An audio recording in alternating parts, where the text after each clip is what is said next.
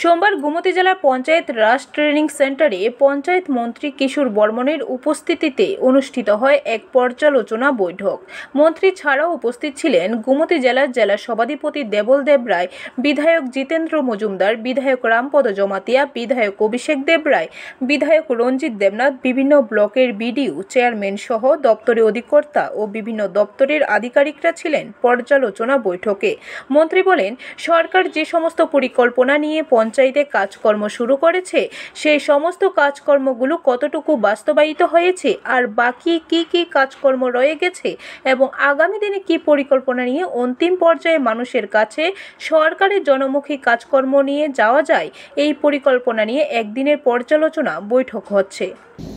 তো আমরা জানি আমাদের ত্রিপুরা রাজ্য মা ত্রিপুরেশ্বরীর ভূমি এবং গোমতী জেলা মা ত্রিপুরেশ্বরীর জেলা।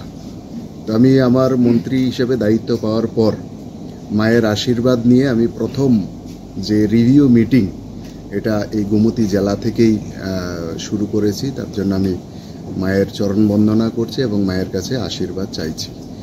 আজকে এই রিভিউ মিটিংয়ের মূল উদ্দেশ্য হচ্ছে আমাদের গোমতী জেলা গত বছর আমরা সারা ভারতবর্ষের মধ্যে।